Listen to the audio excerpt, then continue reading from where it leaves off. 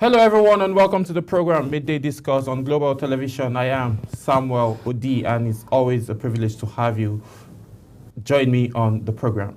On today's edition, we'll be looking at the economic hardship and the planned protests and the twist of Nigerians clamoring for change in cost of food items and good governance. That's what Nigerians are planning for to embark on from the 1st to the 10th of August. So now, on that note, I'll be bringing you up to speed with the recent meeting that was held by state governors in the Federal Capital Territory here about the nationwide planned protest. The federal government says it is open to talk with the leaders of the planned nation protest slotted for August 1st to 10th.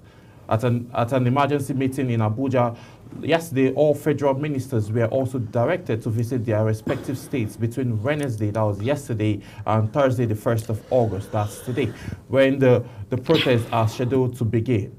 This is as selected ministers will also meet state governors at the 143rd section of the National Economic Council at the Council Chamber of the Aso Rock Villa, Abuja, today on Thursday. This formed part of the action point from the emergency meeting between the Secretary of the Government and the Federation, George Akem, all ministers in Abuja on Wednesday morning. So this is me bringing you up to date from the government side, and then the defense also reports reaching us ahead, ahead of the planned nationwide protest over alleged hardship in the country. The military is warning organizers of the protest against any form of violence, addressing a news conference here in Abuja while providing details of the activities of troops in the fight against insurgency. The Director of Defense Media Operation, Major General Edward Buba, says although citizens have a right to vent their grievances, the military will not condone any form of violence, gathering, or protest. So, this has been the report from the military, and then also we've had the report from the Inspector General of Police, where he has also clamored and called for Nigerians to sit back and then support this current administration and promises that everything will be better, and then not go ahead with the planned protest. But talking about leaders now for those planning this protest, no one has actually come out to say, yes, I am actually leading this group for this protest. They kept saying, just like what happened during the EndSARS, that they have no leader. They just want a very good governance. On that note, I would be introducing my guest who would help us make meaning and understand if this protest is actually the right way to go, or we should just give His Excellency President Bola Ahmed Tinubu an additional chance for him to be able to do that which he has promised, because obviously he has just spent just a year in office and works are being done, policies are being set, but Nigerians are clamoring and wanting a swift change because of the high cost of living. On this note, I would be introducing my guest to you at this hour, who is Comrade James Ezema, National President, Not Too Young to Perform Leadership Development Advocacy here in Nigeria. You're welcome, sir. Thank you very much. Thank you so much for joining us on today's edition. Thank you for having me. Yes, sir. So looking at this protest, do you think it's, constitutionally, it's the right approach for every citizen to come out and, air their grievances if they feel a certain government is not doing well, or if there's a large cry of hardship, right? So do you think it's actually right for Nigerians to come out and protest, not just in the state, but nationwide? Thank you very much. I think constitutionally, yes, Nigerians have a right to protest where the government has failed to, provide the needed governance. But it all depends whether it is a peaceful protest or a violent protest. So that is the case. Excuse me. So if it is a peaceful protest, I don't have any problem with it. But if it is a violent protest, I have every problem with it. Okay. We'll be going on a very quick break, and then when we come back, Midday Discourse continues.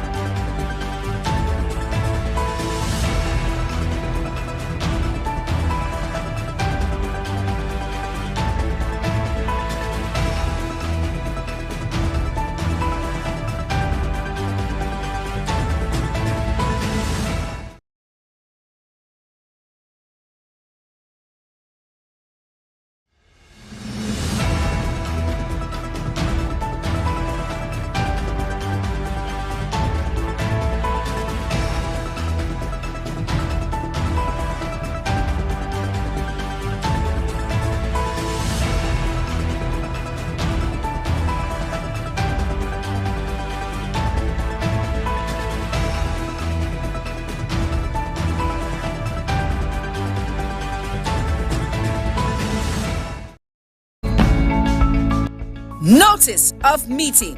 This is to inform all state chairmen of our party, the All Progressive Congress APC, that there will be a meeting between the National Working Committee and the state chairman, scheduled as follows. Date, Friday 26 July 2024. Time, 3 p.m. Venue, National Working Committee Hall, APC National Secretariat, Abuja. Agenda, State of the Nation. Progress report on party structures in the states. Please note, attendance is compulsory for all state chairmen of the party. Signed, Senator Surajuddin Ajibola Basiru, PhD, National Secretary.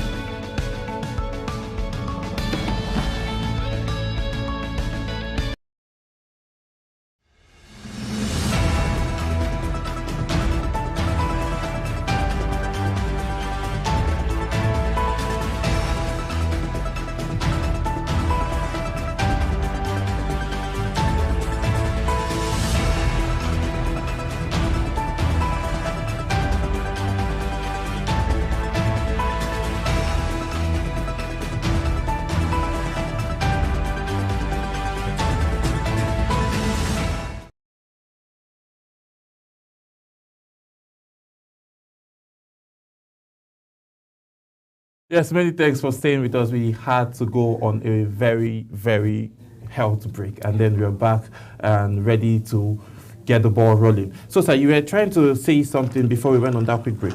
You are mentioning that on the strike now, the protests, nationwide protests, is it something that was just, do you feel is something that is just supposed to happen in a city, or wouldn't they just shut down the entire country if this protest happens? And then it's not looking just for a day, it's something that's going to like run for over a week. Yeah, protests, ordinarily, protests are not organized by people. If people feel they are angry, they will, come out and express their anger or whatever, by whatever means, including protests. If they are not happy with what the government is doing, they can. But you don't deliberately organize a protest, and that's why this particular protest is now generating all kinds of debates, because it looked as if people were organizing the thing. They had a time frame that they started making announcements. They said that, the protest is going to be from the 1st to the 10th. The question I have always asked is, after the 10th, what then happens? If the government says they are not going to do what were yield to the demands of the protesters, what then happens? So normally protests, you don't go about saying that you want to organize a protest. They don't organize protests. Protest is something that people just come up with when they feel that the government cannot listen to us any longer. Then they can come out and say, we don't agree with whatever policy that the government is bringing about. But ordinarily, nobody organizes protests. As in, it's not a party or a show that you are saying that you're organizing a protest. They don't organize protests. Okay, let's look at it. History have shown that the labor union came through via protests. In the early 90s and late 80s, early 90s, because where workers were complaining about the fact that they were not being paid what they deserve, and there should be an X amount of salary that they should be expecting at the end of every month. That's led to that protest that happened, in the late 80s and early 90s that year, and then the result of having the organized labor.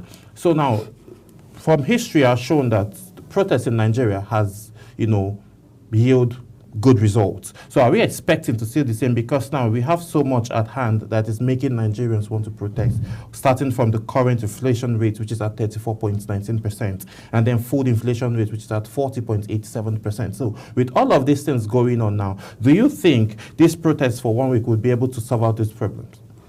The thing is that if it is whether there is need for protest, Nigerians have more than enough need to protest, really, because the economic hardship is there, the the high cost of living is there, food is not there, and then because they are expensive. It's not as if there's no food in the market, but because the food in the market, they are too expensive for the common people to be able to have 3 square meals a day. So if the inflation, as you rightly said, they are there. There are several other issues, that can make people to say no. The government should address some of these issues. Yes. And then when we look at it, you will see that probably the government is doing their best, but most people believe that it is not good enough. It's not good enough, and the government ought to have anticipated this kind of reactions. Yes. Before now, because having removed fuel subsidy and all that with it, you will now discover that it will be difficult for you to not to anticipate that there will be hardship. There's no way you would not have anticipated that there was going to be high cost of living, because most of the foods that people transport, they transport them using public transportation system, and when the cost of transport fare is high, automatically it will translate into high cost of foodstuff and high cost of services. So government should have anticipated this, and should have taken measures, to cushion the effect. Like, remember in the days of Abacha, yes, when they increased the fuel by 4 naira, yes, Abacha had to set up the petroleum trust fund that the PTF that they now used to start to do some things, yes, to cushion the effect of this thing, the cost of transportation. Yes. The same happened when Goodluck Jonathan increased the price of fuel.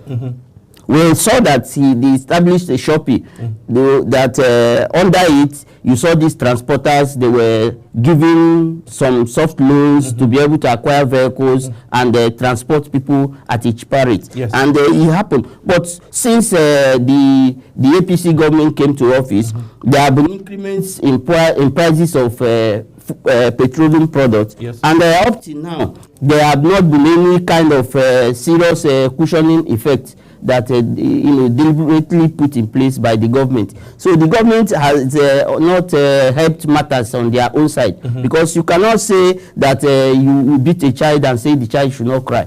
So all this kind of aggression kind of thing that is coming from the government side is not supposed to be. What they're supposed to do is that they should now focus their attention on cushioning the effect of this, the cost of this hardship. Majorly, the cost of this hardship is because of the increment in pump price of petroleum products, which has negatively affected the cost of transportation, in the sense that the cost of transportation has skyrocketed.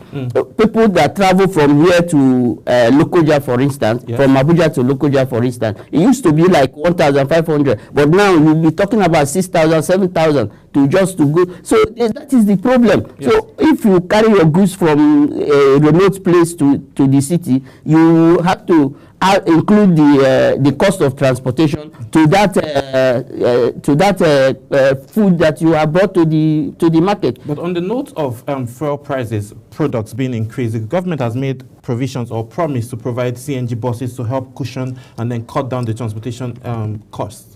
Well, it is promised, as you said, because we have not seen them. You see, these things are things that ordinarily the government should have envisaged before removing the subsidy. You don't just remove subsidy and start planning to cushion the effect. No. That's why all these issues are here. If the government had planned to remove subsidy, the first thing you do, you start fixing the roads, you start providing buses, you start making arrangements with the transport unions, yes, so that you see how you can come in and subsidize the whatever expenditure they are making. So, but you don't say you have removed subsidy, and this is how many years? About 9 years that we have removed subsidy under the present APC government.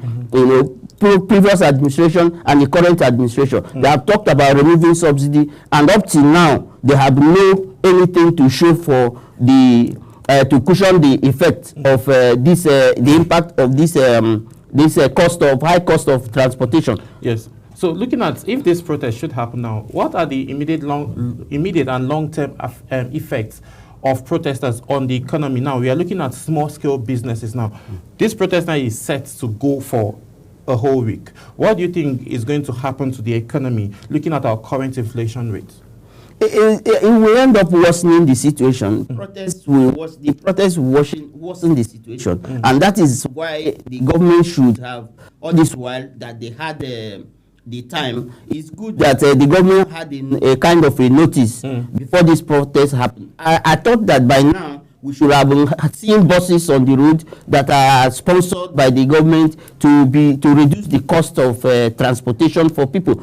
I thought by now the government should be looking at, okay, if we cannot cushion the effect of this fuel subsidy, let us reverse this pump price of petroleum products to what it used to be until we are ready to deal with the aftermath of increment in the pump price of fuel. So that is where the issue is. It's not just about the protest itself. So the protest in itself will worsen the security situation. It will worsen the economic situation that we are in. And these are two key areas that the government should not ordinarily, sacrifice for anything. So that's why we can hear the security agencies talking and urging people not to be violent and all that. But the truth of the matter is that when people have bottled anger for too long, you cannot actually predict how the thing is going to go, and that is why those who want to protest should also caution themselves, because I saw some protests in some parts of the world. Yes.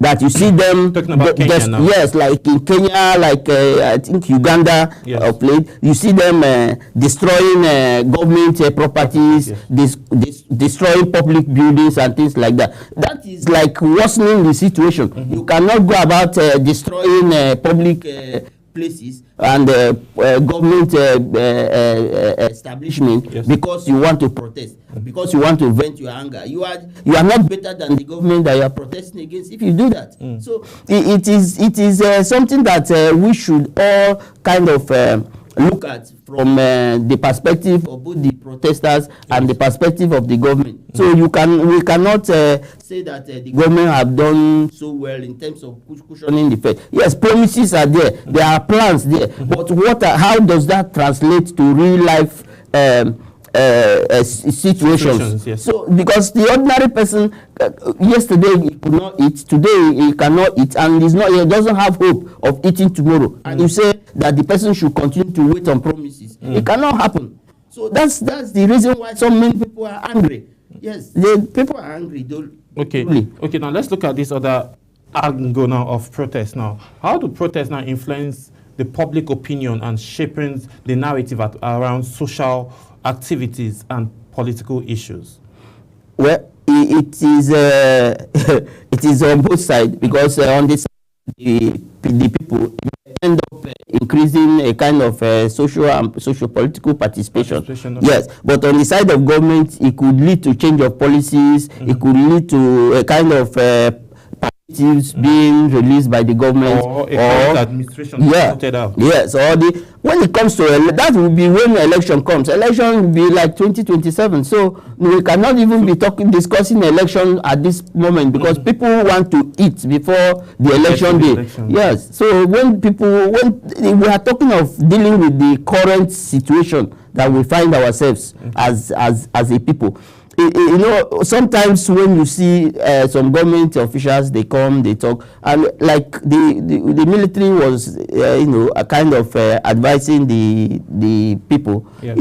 Ordinarily in a civil democracy, the military is not supposed to be making statements as regards this kind of situation. Yes. Because when they are talking, the people will be getting angry because they should leave the police and the other civil security or formations to deal with the issue and talk with the people and all that. But when the military start making statements, some of these people who are already angry will begin to see it as a confrontation and begin to. So we should try to balance this thing and not aggravate situations like what happened in Kenya. Yes. The people came to protest peacefully, and all of a sudden the security forces started using live ammunition. At the last count, about 35 people were dead, yes. And then some other people were missing, unaccounted for. So, and many people were injured. So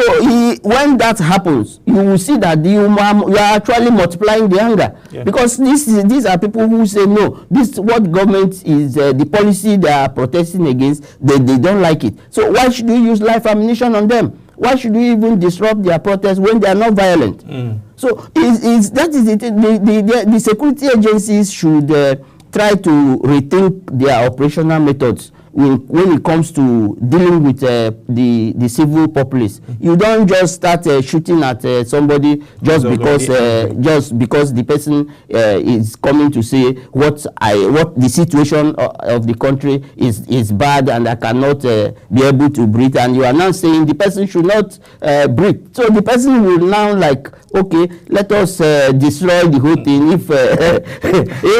If I cannot survive peacefully, let me see how I can explore the alternative. But I pray that this situation will not get to that. How key is it for the security agencies now not to aggravate if this protest should happen? How key is it going to be for the security agencies not to aggravate these protesters? It's very, very key, because the end, this protest, as some people are touting about it, they said from 10th, from 1st of August to the 10th. Yes. So it is something that have a time frame. And if it has a time frame, it is expected that by the 10th of August, the protesters will have gone home. They will have said, we have made our point. So if the security agencies are ready to, guide the protesters in such a manner that they don't use live ammunition or try to disrupt the protest, then I don't see the protests becoming violent. If the security agencies are going to, but the security agencies can decide to say, okay, there were criminals who are trying, that's their normal way. Yes. They say that criminals wanted to infiltrate and all those kind of things. Hijack the protest, and then that's the normal language. But most of the time, it does not end well. Yes. It does not end well. Looking at what has happened with NSAS. Yes, with the NSAS, up to today, there's still arguments of whether people died or not. But the truth of the matter was that the NSAS was they ended violently. Whether people died or not, what everybody agreed about is that it ended violently. They used force to end it, and that is not a good thing for a democracy. Yes. Because NSAS was easy, because most of the people were at one location. Yes. So, and from what I have heard from people, most people are going to be protesting from different locations. So, how are you now going to start fighting those kind of protesters? Yes. So that is the thing. So I think the best alternative for the government is that in the meantime, let the people have their say, and then make efforts to provide some cushioning effect for these people, so that they can be able to see transport, like in FCT. For instance, where are those long buses that we used to see, those mass commuter buses that we used to see that used to carry people? Those days that some of the ministers were in office, we used to have them. But all of a sudden, gradually, they kept disappearing, and today you can barely find them. So running on the road. So that is the problem that we are having. The government should rise up to the situation and do something to avert the protests in the first place. Thank you so much, Comrade James Ezema, for your depth, analysis of all of this situation. And then we hope that all of these protests, if it if it does happen, it doesn't escalate into something very of violence. On that note, we'll be going on a very quick break, and then at that point we'll be having a very quick swap, because we have someone else who is a legal practitioner who would also be extreme and giving his own point of view of this planned protest. We'll be going on a short break. Please do stay with us. We'll be right back.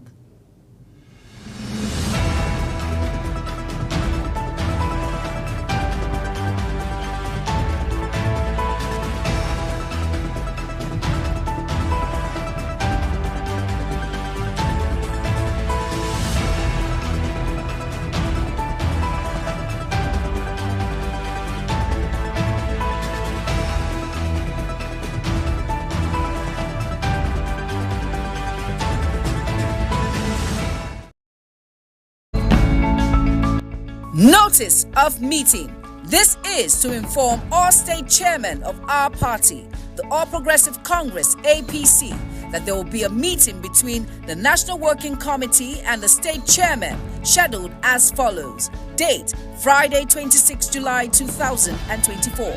Time, 3 p.m. Venue, National Working Committee Hall, APC National Secretariat, Abuja. Agenda, State of the Nation. Progress report on party structures in the states. Please note, attendance is compulsory for all state chairmen of the party. Signed, Senator Surajuddin Ajibola Basiru, PhD.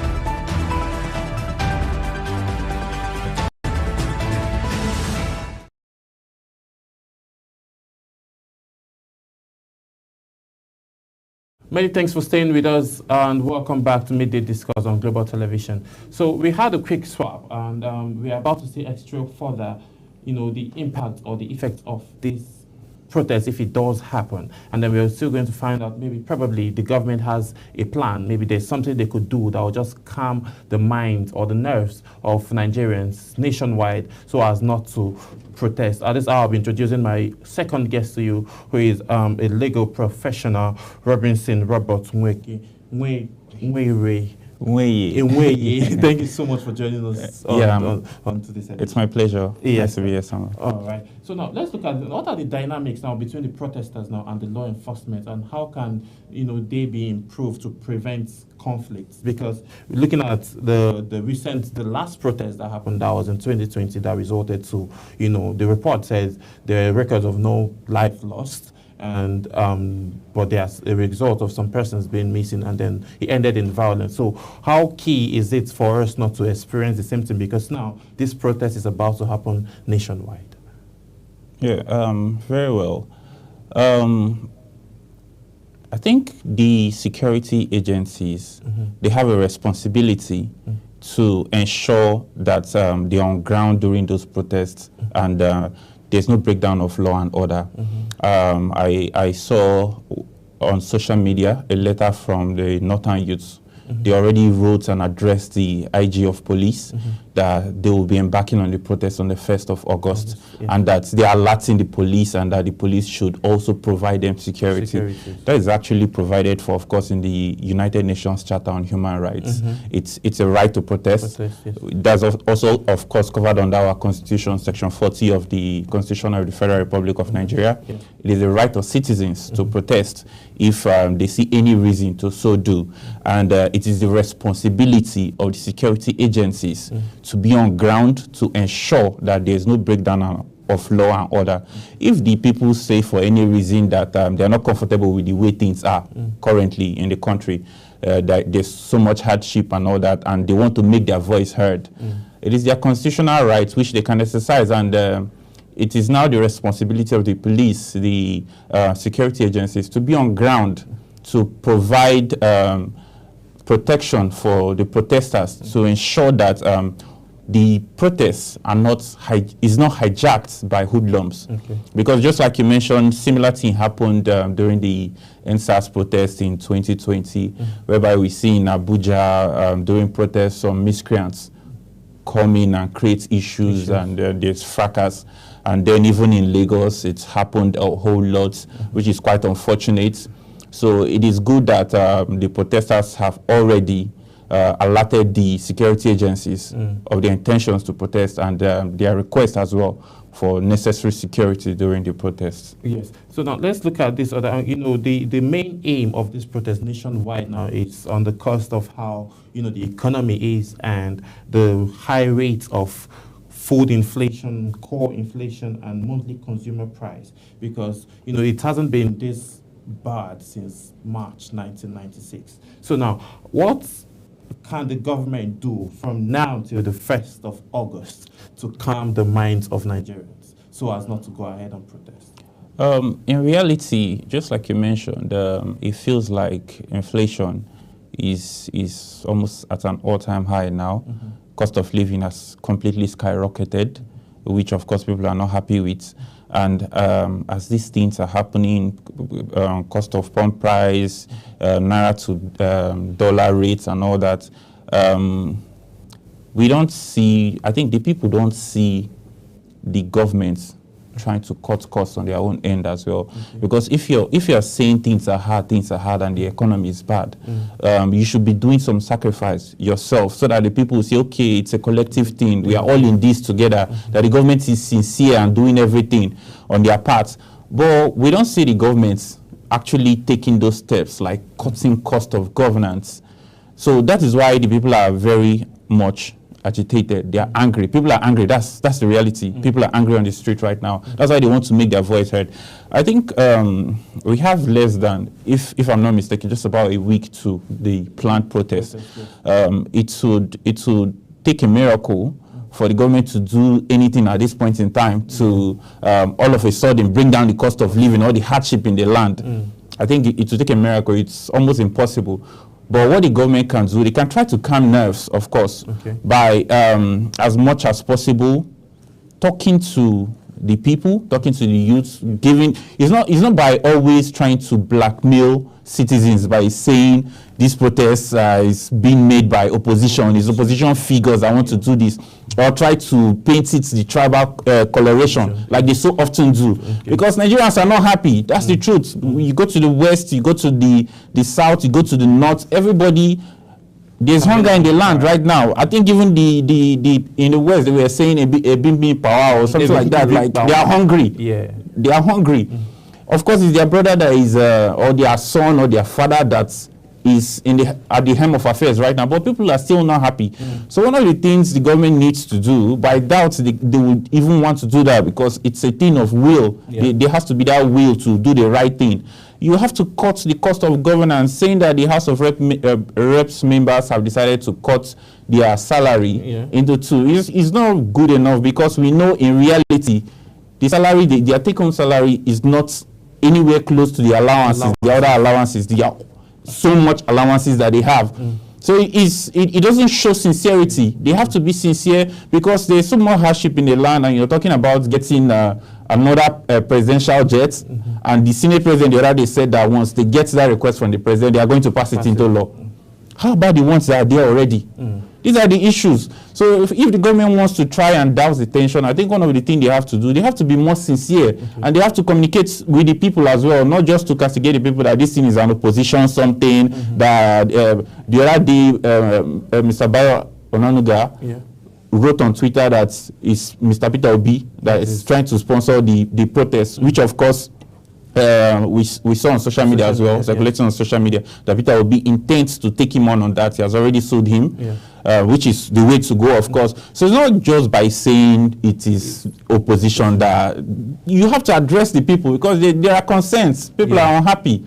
Okay, looking at, this whole thing has actually, talking about the inflation rate now and the cost of living has something that has been piling up since the era of the former President Goodluck Ebele Jonathan down to President Muhammadu Buhari, now down to President Bola Ahmed Tinubu. Do you think, and President Bola Ahmed Tinubu has just spent just 1 year in office, do you think we are not giving, Nigerians are now about giving him enough time to, get all of his agenda right and then get the country working again? Okay, that's a good point, because just like you rightly mentioned, the inflation rate has been going up gradually over the years, during Jonathan's tenure up to Buhari's tenure, and then now. And I don't think it would be right to say we are not giving him enough time, because in reality, it is his policies that made this to be the way it is right now. It's skyrocketed over the naira to dollar rate, skyrocketed by over 200% just within a few months, because it was his policy of floating the naira that made that happen, that skyrocketed I can remember clearly the CBN rate between naira and dollar as at May 2023 was just about 400 and something naira. But today, it's going between 1,500 and 1,600. It was an issue of his policy, and even the fuel scarcity we have in the land now, which is causing so much chaos and problem. It was the very day he took the mantle of leadership, he said fuel scarcity is gone. If you want to remove fuel subsidy, which of course almost every presidential candidate said they were going to do, you have to put policies in place to quell the suffering before time. And you don't just come on national TV and just see it as fuel scarcity is gone just like that. It created panic. Some marketers started hoarding their products, and then the price just went up. And we are hearing reports that they are still paying subsidy up till today, funny enough. And the price of fuel is, in some places, if you go to places like Port Harcourt, and so they buy fuel for up to 1,000 naira. In Abuja, some places sell 700, from 600 and something to 700.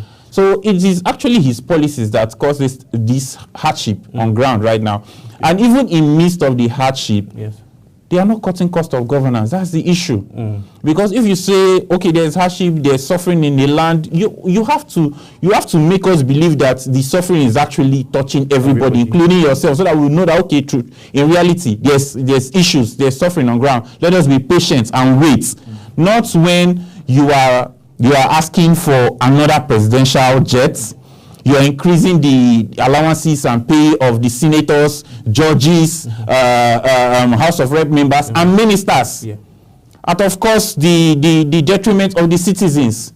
Okay, how key is it now for these protesters now? If they do protest, how key is it going to be for them now to maintain law and order? Because now it's seeming that the country, everybody is angry. So how key is it going to be for them to maintain law and order and have their emotions in check, so as not going into destroying government and public properties?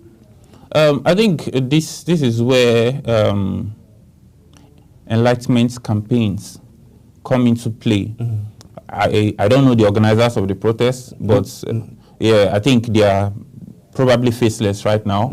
Of course, we see lots of posts on social media, Twitter, and the likes calling for protests, but we don't know the leaders of these protests. But I think the people trying to lead these protests and the people at the helm of affairs of these protests, it is very important that they embark on enough enlightenment campaigns to the citizenry, because we don't want another issue of EndSARS happening again, where there will be loss of lives and properties, of course. Because some people are even scared of going out to protest because they think once they go out and anything happens to them, the country will move on. Just like it happened in 2020, even if officially government report says nobody died. But we know some people are missing up till today. Some families have not seen their loved ones that went out to protest up till today. So in reality, there's all indication that some lives were actually lost during the NSAS protest. So as much as possible, we don't want a repeat of that. So it is very important that the organizers of this protest, they try as much as possible to enlighten the citizenry, and of course also bring the security agencies. It's applaudable what the Northern youths did by writing the IGP. I think other organizers should also take a cue and write to the police and request for security, so hoodlums do not hijack the protest and then it cascades into chaos. Chaos, yes. And then at the end of the day, not getting the actual results that is needed. Okay, now looking at, how will these protesters interact with institutional powers and structures, such as, government agencies now? And again, looking at small-scale business, this protest has been projected to last for 10 days, from the 1st to the 10th. What toll is this going to have on the economy that is already not looking so good? In reality, it's going to have a negative effect on the economy and small and medium-scale businesses, of course, because when there is protest, especially if it happens the way they are planning for it to happen all over the land, it's going to cripple businesses. It's also going to affect the economy. But I think it's a sacrifice. It's a sacrifice that should be made to demand for good governance and better living. I think it's not out of place because even some entrepreneurs and business owners, like small business owners, intend to join in the protests. Yeah. They actually intend to join in the protest. So it's a sacrifice, it's a necessary sacrifice that should be made to demand for good governance. We all saw what happened in Kenya very recently, of course, yeah. where Yes, exactly, where the citizens came out because of what they felt was a draconian tax law. Yeah. And they protested against it. Of course, unfortunately, there were loss of lives, but the government had to make a U-turn at the end of the day. The president had to make a U-turn. And then he appointed, I think, 4 opposition members into his cabinet. Exactly. He appointed 4 opposition members into his cabinet, and then he also put a standby on that bill that was supposed to make tax laws that are draconian to the citizens. So it's actually a necessary sacrifice to make when you're demanding for what you believe is your right and good governance. Okay, how can we measure the success? What can be used to measure the success of this protest if it does happen? I think I saw on social media, circulating on social media, some of the demands being made by the organizers of the protests. They are demanding for good governance, of course, the electoral laws as well, that they should look into the electoral laws as well. Yeah. And then I think some other demands as well they are making, including the cost of pump price. So if I don't see the government actually effecting all those demands they are making, but if they can at least achieve 2 or 3 of those their demands, I would say it's a move in a positive direction, because in reality it will be very difficult for all their demands. Some of their demands are actually even to me impossible. Like they're saying that there should be the minimum wage, which was just recently passed into law, to 70,000 naira. They are demanding for it to be 300,000 naira. If you say 300,000 naira, there are businessmen and women, small scale businessmen and women. How are they going to operate their business as well? For example, now my mother in the village is doing a fish business, and she employs some hands to help her with it. Do you expect her to pay them 300,000? It's not practicable. That's the reality. But once they are able to get some of these things done, I read in the news the other day when the president said that he can even give the 250,000 naira minimum wage that Labour was demanding for. But for that to happen, he has to increase the price of pump price, which of course which will make creates more hardship for the people. So some of these things are not really feasible. But as much as possible, if like 2 or 3 of those demands are affected by the government, we'll say it's a move in the right direction. Okay, thank you so much, Robinson Roberts, for making our time to join us on today's edition of the program. It's my pleasure. Good to be here. Yeah, we sincerely appreciate you. And that's how much time will permit us to take on today's edition of Midday Discourse, as we hope that if this protest does happen, it happens peacefully, and we also cry and call on the government to attend to the needs of the masses. On that note, we'll be drawing the curtain, and then I'll be seeing you all tomorrow with another edition of Midday Discourse. My name is Samuel Odi. You have a good day ahead. Good afternoon.